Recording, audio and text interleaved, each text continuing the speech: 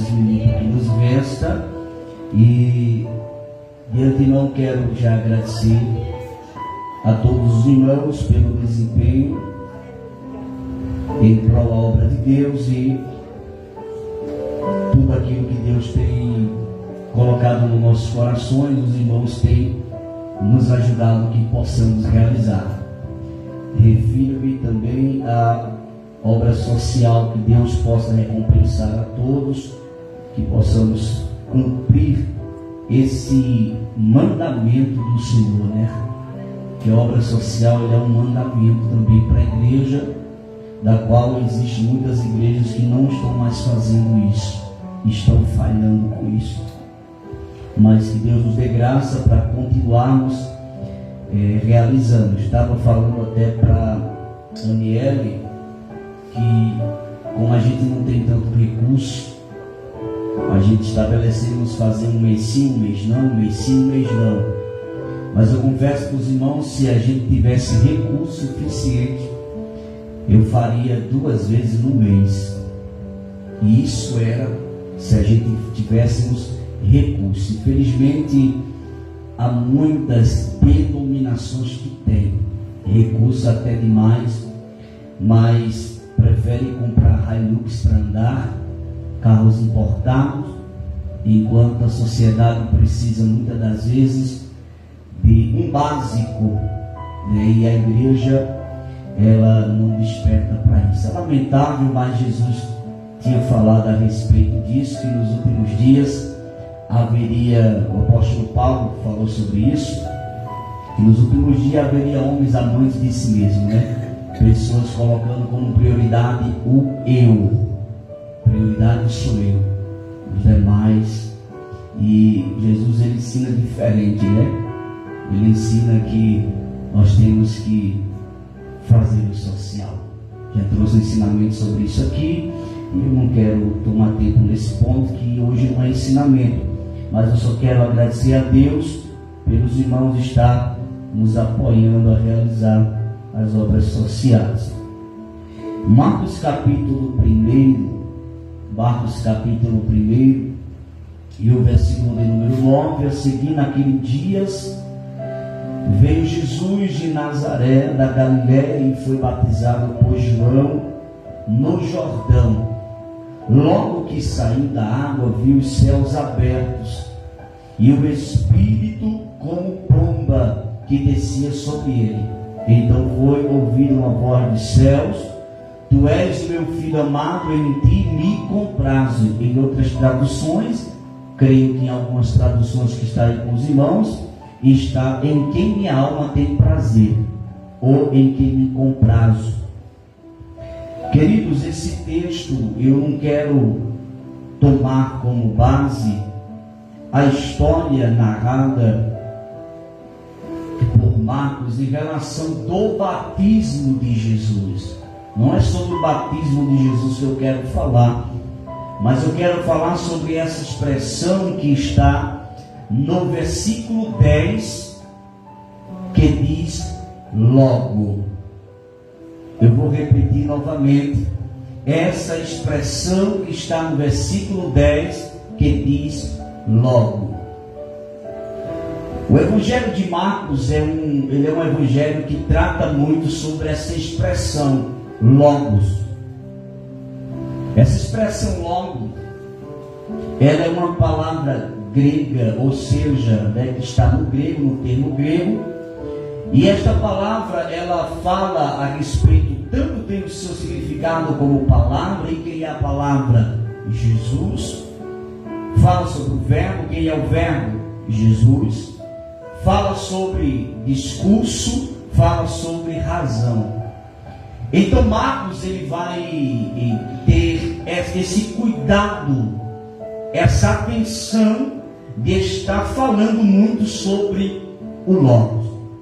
Se eu fosse perguntar aqui para qualquer irmão, quantas vezes aparece no livro de Marcos o nome Logos, você não vai me responder hoje. Até porque, para saber disso, você teria que ter lido o livro de Marcos com atenção. Mas existe em todo o livro de Marcos, ou seja, de Cristo Jesus, da qual escreveu Marcos, aparece essa expressão logos, porque o logos é um ato de pressa. Quando nós falamos logo no dicionário português, estamos falando de algo que tem pressa. E o Evangelho de Marcos, ele vai mostrar que Cristo, ele tem pressa. Perceba que logo quando começa essa expressão do batismo de Jesus, a Bíblia diz que logo que saiu, porque ele tinha pressa. E qual era a pressa de Jesus em logo sair da água? Porque ele queria começar o seu ministério. Ele tinha pressa para proclamar, ele tinha pressa para pregar, ele tinha pressa para alcançar as vidas. Então o Evangelho de Marcos é um evangelho que trata muito sobre o logo, algo que é apressadamente, algo que tem que ser feito hoje. Porque às vezes, irmãos, nós queremos fazer algumas coisas que é para hoje. O que é para ser feito hoje tem que ser feito hoje, não pode ser feito amanhã. Tem coisas que tem que ser com pressa. E essa expressão na Bíblia, inclusive no Evangelho de Marcos, vai apresentar, queridos irmãos, se nós folhearmos a Bíblia Sagrada, nós vamos encontrar aproximadamente, ou melhor, exatamente 19 vezes somente a expressão logo, que está aqui no Evangelho de Marcos. Logos é uma conexão entre a razão divina e a criação, sugerindo que tudo que existe é uma manifestação do Logos. Todas as vezes que você lê essa expressão Logos com S no final, está tipologicamente apresentando Cristo. Mas quando nós encontramos a expressão logo no Evangelho de Marcos, que não tem o S no final, está mostrando a pressa de Cristo em realizar a sua vontade na terra. A primeira vez que aparece a expressão logo no Evangelho de Marcos está no capítulo 1, versículo 10, que você leu. A segunda vez que vai apresentar no Evangelho de Marcos o nome Logos está no versículo 20. Isso é você observar aí. O versículo 20 vai falar: e logo os chamou, mostrando aqui sobre a vocação dos primeiros discípulos. Perceba que Jesus tinha pressa quando ele sai das águas do período do batismo. Ele tinha pressa de iniciar o seu ministério. E quando nós chegamos no versículo 20, Jesus agora vai ter pressa de levantar os primeiros apóstolos. E quem são os primeiros apóstolos? São aqueles que vão dar início ao seu ministério. Jesus está provando aqui categoricamente que ninguém faz a obra só. É necessário ter uma equipe para trabalhar. É necessário ter uma equipe que tenha a mesma visão. Não é uma pessoa que está no barco remando ao contrário. Tem que ter a mesma visão daquele que está liderando. Você já imaginou um marinheiro estar no barco e na hora da tempestade ele gritar para os marinheiros, dizer: solta a âncora, prepara a vela no sentido tal. E aqueles marinheiros que estão ali no barco fazer diferente, o negócio não vai.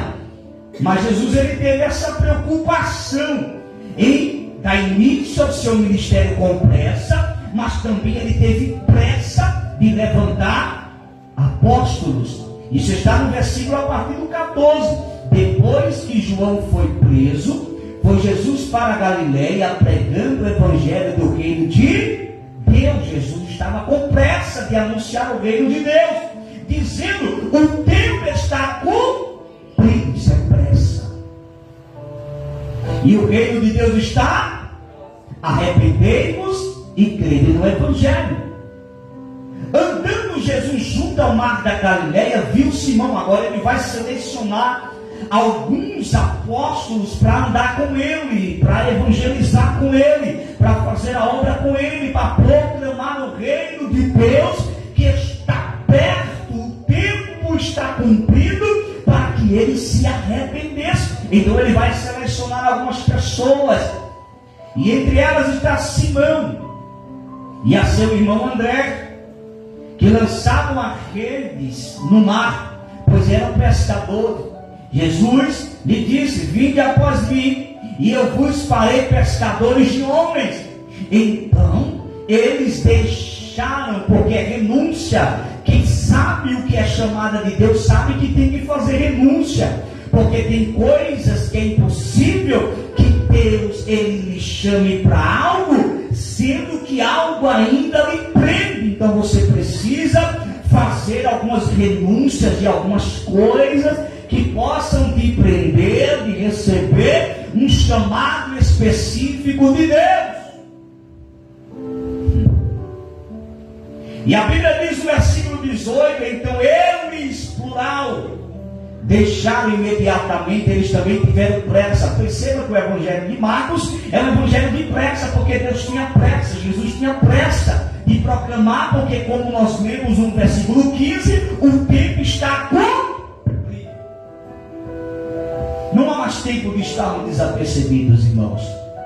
Não há mais tempo de perdermos a oportunidade de falar para alguém quando nós tivemos a oportunidade de se aproximar de alguém, de falar de Jesus para ele.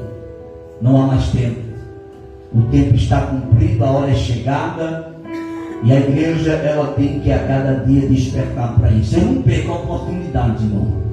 Quando eu tenho a oportunidade de estar perto de alguém, ou às vezes quando eu me encontro com alguém e a gente para assim um pouco, eu não perco a oportunidade de falar de Jesus para aquela pessoa. Porque evangelismo não é só preparar um grupo em um domingo, como muitos fazem. Prepara um grupo no domingo e sai do porta a porta. Evangelismo não é isso, mano.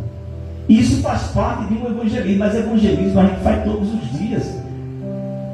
Em todas as oportunidades que a gente tem de falar para alguém, quando você está falando de Jesus para alguém, você está evangelizando. Isso é evangelismo.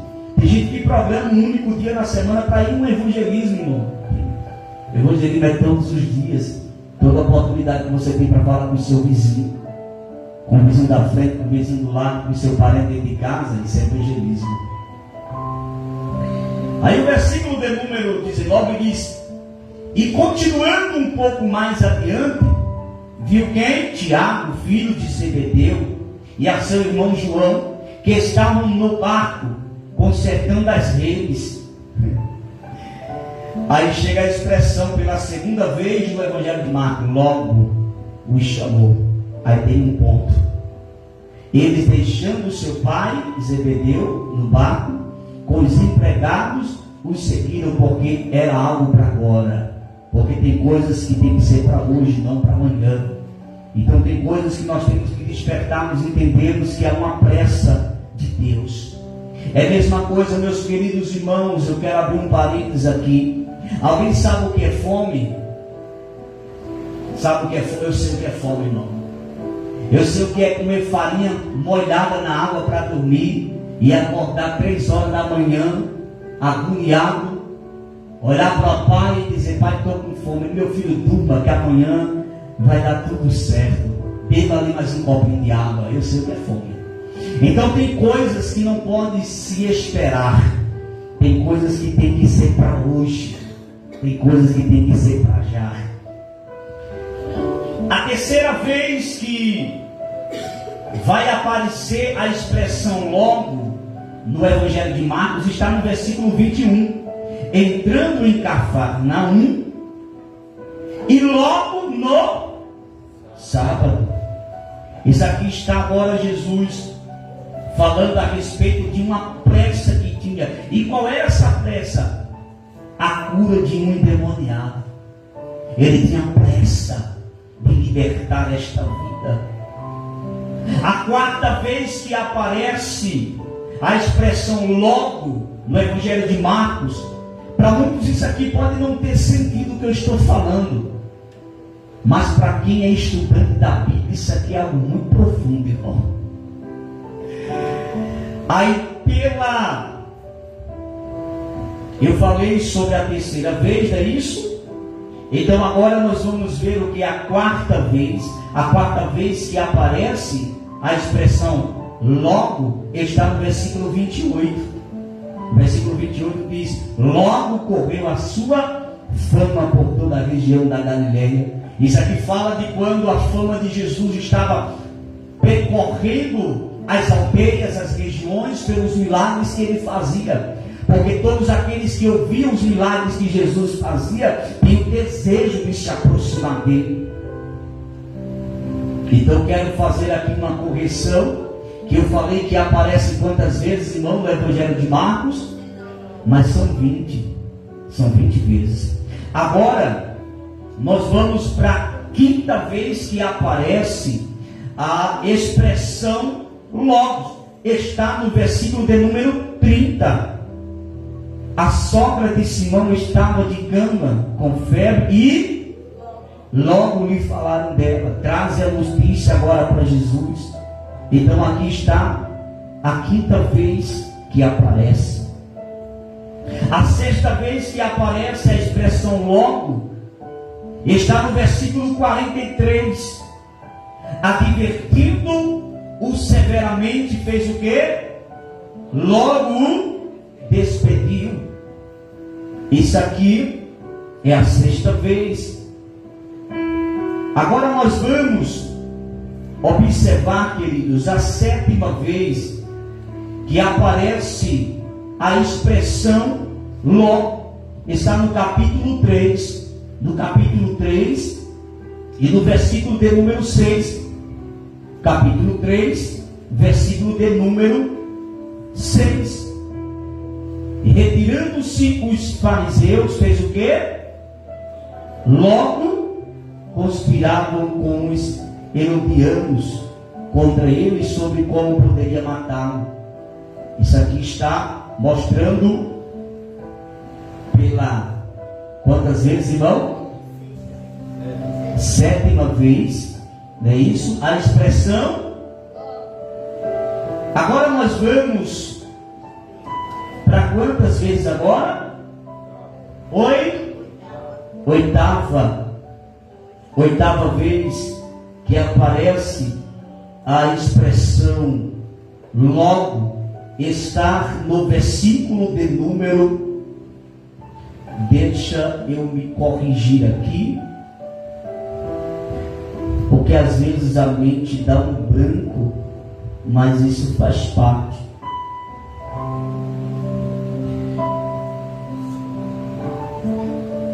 Ok. Nós lemos a oitava, correto? Sim ou não?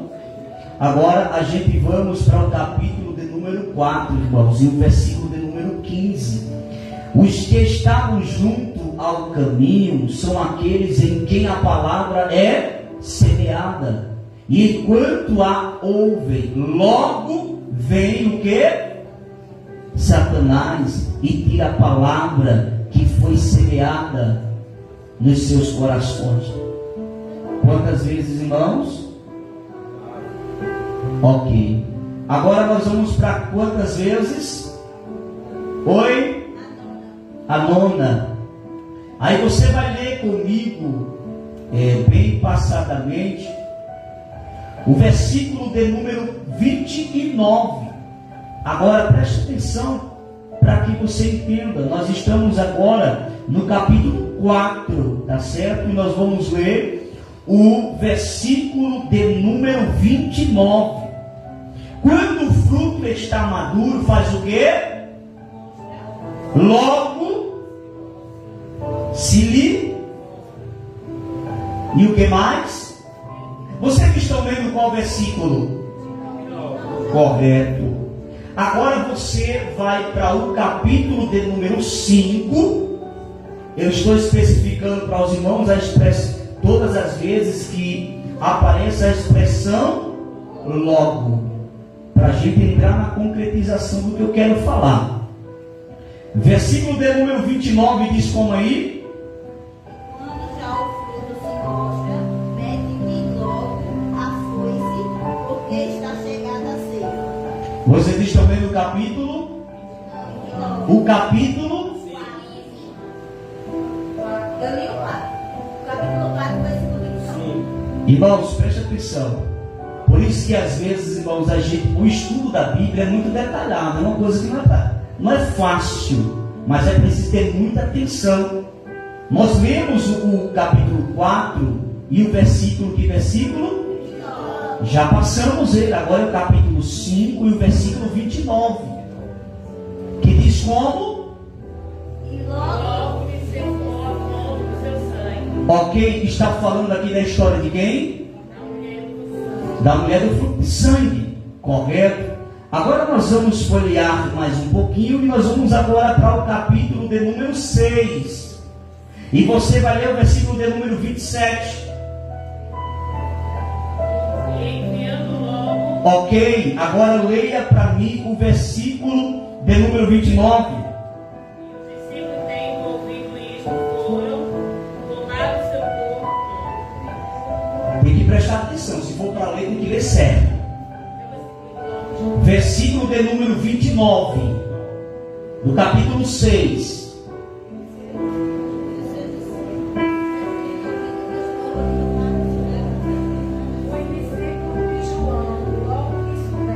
Oi, irmão, vocês estão aonde? A irmã está certa, vocês estão aonde?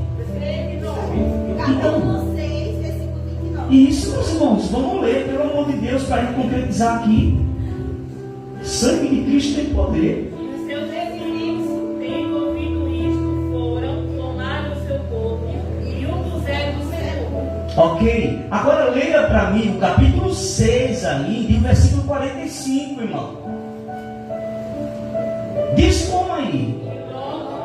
Ok, apareceu logo aí de novo. Agora vá para o capítulo, o versículo 54 do capítulo 6. E saindo eles do mar, logo Apareceu logo aí de novo. Ok. Agora vá para o capítulo 7. O capítulo 7, você vai ler o versículo 35. E logo se abriram seus ouvidos. Ok? Agora, por favor, leia o versículo do capítulo 8 agora, capítulo 8. Você vai ler o versículo de número 10. E entrando logo no mar. Logo, ok. Eu só quero essa parte aí. Tá certo? Quando apareceu logo, já pode parar. Agora você vai para o capítulo de número 9. E você vai ler para mim, por favor, o versículo de número 39. Vamos lá? Mas Jesus respondeu: não proíbas, porque ninguém há de fazer milagre em meu nome. E logo, pronto, chegou no logo. Vamos para agora o capítulo de número 10. Capítulo de número 10. Aparentemente parece uma coisa sem sentido, mas no final vocês não vão entender o que eu estou querendo falar aqui, tá certo? Nós vamos agora para o capítulo 11. Vá para o capítulo 11 e leia o versículo de número 2. e disse-lhes: E a aldeia que está defronte de vós, logo. Pronto, já apareceu logos aí também. Então agora nós vamos folhear mais um pouquinho. E você vai agora para o capítulo de número... Não, calma, não se apresse não. Você vai passar o 12, você vai passar o 13, vamos lá. Você vai passar o 13, você vai para o 14 e você vai ler o versículo 45 do 14. E logo. Ok, pronto, já apareceu logo. Agora vá para o capítulo 15 e lê o primeiro versículo. E logo. Ok, apareceu o logo aí também, correto? Então, meus irmãos, aparece dentro de todo o evangelho de Marcos a expressão por 20 vezes. Então é importante que os irmãos observem esse detalhe aqui, porque o evangelho de Marcos, aí nós vamos voltar agora para o texto que nós lemos lá no início, tá bom? Que foi o capítulo 1. Ok. Aí agora nós vamos, irmãos, voltar para cá, para a gente entender o que eu quero falar nesses 15 minutos aqui. Os irmãos percebem a importância de nós observarmos os detalhes da Bíblia, porque aparentemente você lê o Evangelho de Marcos, aí aparece por tantas vezes essa expressão logo. E aqui existe a maior revelação do capítulo, ou melhor falando, do livro de Marcos, porque o logos é algo de pressa. Jesus, ele tinha pressa. E qual era a pressa central do capítulo inteiro de Marcos? Estar aqui agora no versículo que nós vamos ler do capítulo 1 de Marcos, tá certo? E o versículo 15. Todo o evangelho de Marcos está entrelaçado dentro do versículo 15. Se nós conseguimos entender o que eu falei agora, todo o evangelho de Marcos está envolvido no versículo 15 do capítulo 1. Porque o sentido primordial do evangelho de Marcos é a pressa. Não está falando de alguém apressado, está falando da pressa. E qual é essa pressa? Essa pressa é que o evangelho seja anunciado. Por isso que o versículo 15 diz: dizendo, o tempo está cumprido e o reino de Deus está próximo. Arrependei-vos e crede no evangelho. O evangelho de Marcos, na sua totalidade, é o evangelho de pressa. É o evangelho que nós temos que tomar como base central para a nossa vida, que Jesus estabeleceu uma pressa. E essa pressa é de anunciar o evangelho. É por isso, meus irmãos, que hoje se conta nos tempos as pessoas que têm o prazer de anunciar o evangelho. Hoje existe vários tipos de doutrina, entre elas uma doutrina que mexe com a cabeça de muita gente, que se chama a doutrina da prosperidade. É aquela doutrina que você tem que adquirir riqueza. Existe uma certa denominação que a doutrina central dela é a riqueza. Você tem que ter riqueza. Se você não tem riqueza, você é um miserável. Se você não tem riqueza, tem uma maldição sobre a sua vida. Se você não tem riqueza, há um demônio que impede de você ter riqueza. Não existe isso. Até porque a maior riqueza do ser humano é a salvação. E o sentido do evangelho que Cristo trouxe não é para dar riqueza a ninguém. O sentido do evangelho é que haja o arrependimento. Você nunca vai ver Jesus pregando ouro e prata, bronze. Não, você não vai ver isso. Você só vai ver Jesus pregando sobre o arrependimento. Arrependei-vos e crede no evangelho. Jesus olha para os seus discípulos, ainda no evangelho de Marcos. Por isso que eu falo que o evangelho de Marcos, ele é um evangelho de pressa, de algo que tem que ser feito hoje e não amanhã. Que no capítulo de número 16, e o versículo de número 15, ele vai dizer: e disse-lhe, ide por todo mundo, pregai o evangelho a toda criatura. Qual é o evangelho? O que está escrito em Marcos capítulo 1, versículo 15. Está como lá? Vamos? Leia. Ide por todo mundo e pregarei o evangelho a toda criatura. Esse é o que nós vemos agora. E como está lá em Marcos 1,15? E dizendo, o reino está cumprido e o reino de Deus está próximo. Sabe o que Jesus está falando aqui? No versículo de número 15 do capítulo 16, ele está mostrando para o discípulo o que é que tem que ser pregado. O que é que tem que ser pregado? O que está em Marcos capítulo 1 e o versículo 15. O tempo está cumprido ou próximo, e o reino de Deus está próximo. Arrepender e crer no evangelho. Qualquer evangelho que passa disso, anátema. Qualquer pessoa que pregue outro tipo de evangelho, seja anátema. O centro do evangelho, a prioridade do evangelho é o arrependimento. Sabe o que está acontecendo nesses últimos dias? Que muitas mensagens nas igrejas está sendo: você vai ser muito abençoado, Deus vai fazer isso na sua vida, se prepare que isso vai acontecer. Eu não estou criticando essas mensagens, mas esse não é o sentido do Evangelho. O sentido do Evangelho é pregar o arrependimento. Por que às vezes tem muitas pessoas que vivem escravizada e se acostumam na vida de escravidão? Porque está faltando nos altares, está faltando pessoas que preguem o arrependimento. Mostrar que o que é pecado mesmo. Mostrar que idolatria é pecado, irmão. Mostrar que fornicação é pecado. Mostrar que prostituição é pecado. Mostrar que beber é pecado.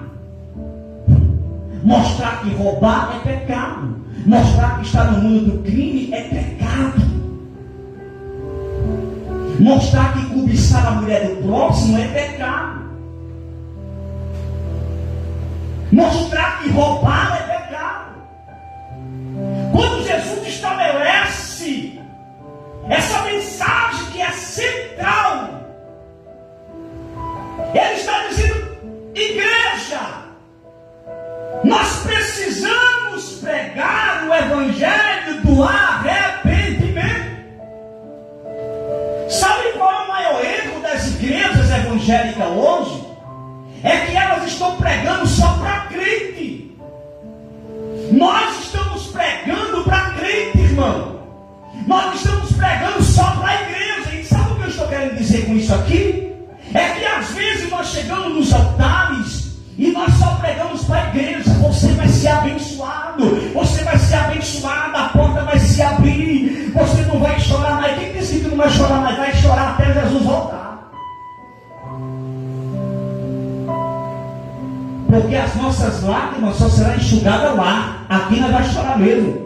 Irmão, essa prova você não vai ter nas provas. A sua vida vai ser uma vida só de vitória. Isso é um evangelho mentiroso. A sua vida para a igreja, seja crente, que a sua vida vai ser só mil maravilhas. Não, filho. Ser crente é sofrer. É sofrer para o evangelho. É sofrer por amor a Cristo. Mas é ter a convicção que o choro dura uma noite, mas a alegria vem no amanhecer. É saber que o crente sofre, mas não sofre só. É saber que nós passamos batalha, mas não passamos as batalhas só. Ele sempre vai estar conosco. Mas nós precisamos, irmãos, entender que a prioridade do Evangelho... Irmão, há muitas pessoas que vêm para a igreja, eu tenho 5 minutos, e não se firmam na igreja. Porque às vezes você pregou errado para aquela pessoa. Você chegou para aquela pessoa e falou: ó, Jesus... Até aí está certo, Jesus pode mudar a sua vida, está correto. Venha, porque sua vida vai ser mil maravilhas. Entregue sua vida para Jesus, porque você não vai sofrer mais, esse sofrimento vai acabar. Aí a pessoa bota na mente: então, se o meu sofrimento vai acabar, eu vou ser crente. Quem é que não quer sofrer? Quem é que quer sofrer? Ninguém quer sofrer. Então, quando você prega uma mentira dessa, você está colocando um erro na mente do povo. Você tem que mostrar para aquela pessoa, se ela está drogada, você tem que dizer: ó, Jesus te liberta. Se aquela pessoa vive na prática da prostituição, você vai dizer: ó, esse não é o caminho, esse caminho vai te levar ao inferno. Se aquela pessoa é escravizada no vício do alcoolismo, você, pela autoridade do nome de Jesus, você vai dizer: ó, eu conheço um que pode te libertar, porque o Evangelho diz assim: ó, conhecereis a verdade vos libertará. Agora você não pode, irmão, trazer uma promessa para a vida daquela pessoa que a Bíblia não ordena você trazer. Venha para a igreja que você não vai sofrer mais. Venha para a igreja que a sua vida vai ser mil maravilha. Não, isso é mentira. A sua vida muda. Se você bebia, não bebe mais. Se você se prostituía, era escravo na prostituição, Jesus te liberta. Se você vivia uma vida possessa por demônio, Jesus te liberta. Se você roubava, não vai roubar mais. Se você matava, não mata mais. Esse é o Evangelho que Cristo nos trouxe. Agora nós precisamos dizer: ó, só que tem uma coisa: é porta estreita. Você vai ter que renunciar ao pecado. Você vai ter que renunciar aos prazeres do mundo. Você vai ter que renunciar a tudo que você fazia lá fora, para poder chegar no céu, para poder adentrar o céu de glória. E nos momentos de prova da sua vida, nos momentos difíceis da sua vida, que vem momento difícil, vem momento de prova, você vai sofrer muito, mas porém, saiba que Jesus vai estar contigo.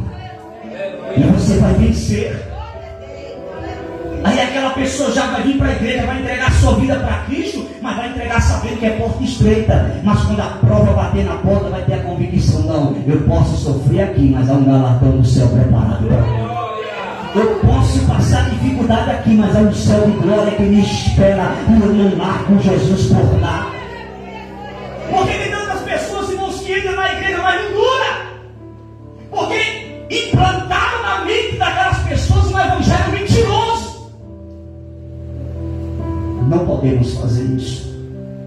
Nós temos que dizer para o povo que o tempo está cumprido, que o reino de Deus está próximo e que eles precisam se arrepender. Essa é a mensagem que a igreja tem que pregar.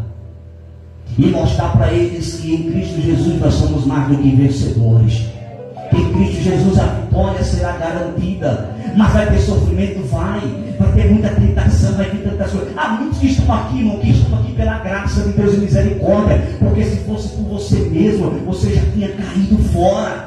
Porque os pratos são muitos, os convites são muitos, as coisas são muitas, mas vem para você. Mas quando vem, você para assim, lembra do que é e o que é hoje, lembra do que está preparado no céu. Você fala: eu não vou renunciar à fé, eu não vou largar Jesus por uma coisa passageira, por algo que é hoje, amanhã não é. Eu prefiro continuar com Jesus na minha vida. Eu prefiro a cada dia me abraçar com a fé e permanecer firme na presença de Deus. Esse é o evangelho que a igreja tem que pregar. O tempo está cumprido, Jesus está voltando e nós precisamos se arrepender. Querido, deixa eu te dizer uma coisa aqui. Eu quero já fechar a Bíblia, porque já é 9 horas. Mas eu quero encerrar aqui. Você já imaginou você ouvir uma palavra dessa hoje? Aí amanhã ou daqui a pouquinho a trombeta soa. A trombeta toca. Jesus tira a igreja daqui. Fica só as paredes. Aí algumas pessoas que podem estar me assistindo agora, que eu acho que só está vendo a parte do meu corpo ali. E alguns que me ouvem por essa parede de som. Aí Jesus tira a igreja daqui. Aí fica você em casa pensando: poxa, rapaz, eu tive uma oportunidade. Que oportunidade eu tive? E por pouca coisa. É aquelas pessoas, irmão, deixa eu interpretar algo aqui para os irmãos encerram. Chegou a vir um certo rapaz para mim e disse assim: pastor Jairson, eu não bebo, eu não fumo, eu não me prostituo. Eu sou um filho obediente ao meu pai e à minha mãe. Eu sou de dentro de casa. Eu sou quase crente. Eu falei: ô meu filho, agora eu só tenho uma triste notícia para te dizer. Que na Bíblia não tem quase crente. Na Bíblia tem crente ou não tem crente. Ou é ou não é. Por quê, irmãos? Porque no arrebatamento da igreja, quando Jesus vem buscar o seu povo, Ele não vem buscar os quase crentes. Ele vem buscar quem é. Aí Jesus vem arrebatar a igreja. Aí tu está quase crente. Aí não só porque é quase. Ficou porque é quase. Já imaginou, irmão? Aí agora vem o desespero. E agora? O que vai ser? Agora é pela dor. Agora vai ter que sofrer. Se a gente já sofre agora, irmão, para chegar lá, e hoje nós vivemos na dispensação da graça de Deus. Imagine depois que a igreja sair daqui, que agora dá-se início ao reinado do anticristo. Que agora é 3 anos e meio de uma falsa paz e 3 anos e meio de grande tribulação. Sustentando aí 7 anos de grande tribulação. E agora você vai ter que chegar lá pelo seu próprio sangue. Não é mais pelo sangue que foi derramado na cruz do Calvário. Vai ser agora pelo teu próprio sangue. Deixa eu encerrar isso aqui. Não estou te amedrontando não, estou falando que está na Bíblia. Sabe o que vai acontecer? na grande tribulação, quando o anticristo, no final dos 3 anos e meio, aquelas pessoas que vão estar ali tudo dizendo, está tudo mil maravilha. Sabe o que vai acontecer? Vai chegar um momento que a equipe dele, aqueles que se voltaram para ele, que já receberam o selo, vão chegar na porta de muitas pessoas. Pastor, mas eu me escondo, não vai ter onde se esconder. E quando chegar perto de você, vai dizer, e aí? Tu aceita o selo? Ou vai morrer agora? Aquele que aceita o selo já está perdido, já se condena ao inferno automaticamente. E aqueles que não aceitarem, rejeitarem, porque vão continuar com a fé em Cristo, sabe o que vai acontecer? Vão morrer ali, na hora, fulminados, vão ser assassinados na hora. O corpo toma, mas porém não perde a salvação. Eu faço uma pergunta para os irmãos: não é melhor agora? Não é melhor hoje? Não é melhor nesse momento que a gente estamos? Porque agora nós estamos, Jesus como advogado da gente, mas Ele será juiz. E como juiz, Ele só vai dar a sentença. Agora Ele julga nossas causas, agora Ele nos dá a oportunidade, mas lá no final Ele será juiz, julgar as causas daqueles que não subiram no arrebatamento. Fique de pé.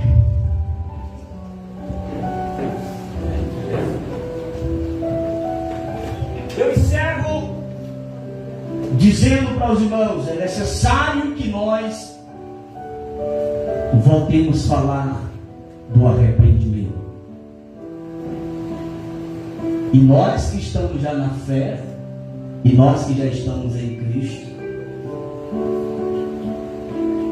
que nós tenhamos cuidado, irmãos, para não estar brincando de ser crente, para não estar brincando com Jesus, que as coisas de Deus não é brincadeira, e você passar a sua vida toda na igreja, e quando soar a última trombeta soar, você ficar aqui, e os teus vizinhos, teus amigos, conhecidos chegar para você e falar: oxe, por que tu não foi?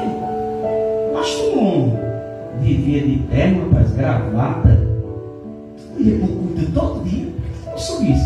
Aí agora você vai ter que revelar: eu estava lá, mas eu não estava certo.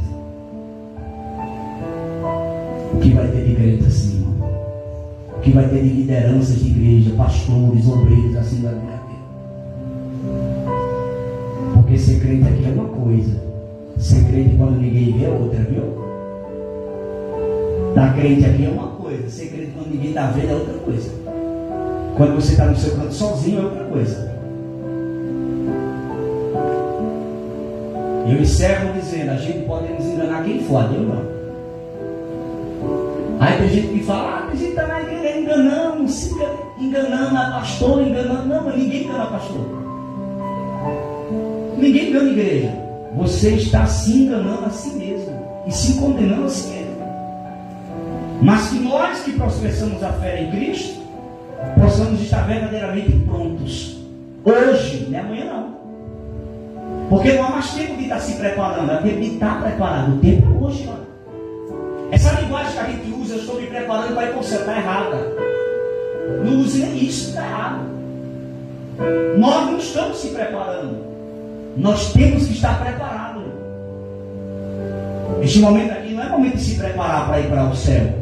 Esse momento é um momento de culto, de adoração, de louvor a Deus. O momento de estar preparado é todo momento, porque a Bíblia diz: não sabemos o dia, pode ser agora. Querido Deus e eterno Pai, te louvamos pela sua palavra, que o Senhor venha aplicar ao coração dos teus filhos, Senhor. Continue abençoando a todos de forma especial.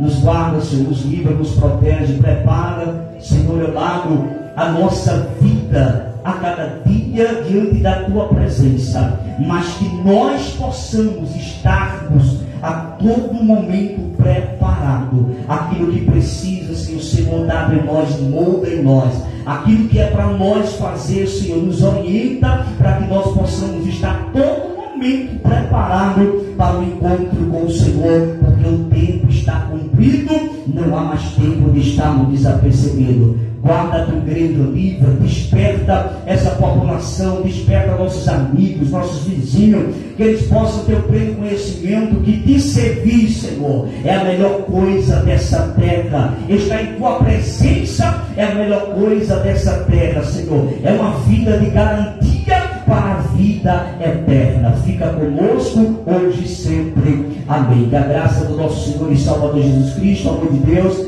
a comunhão e a consolação do Espírito Santo seja com cada um de nós e sempre a igreja diz amém. Cumprimente o seu irmão com a paz do Senhor. Diga para ele: foi muito bom você ter vindo hoje.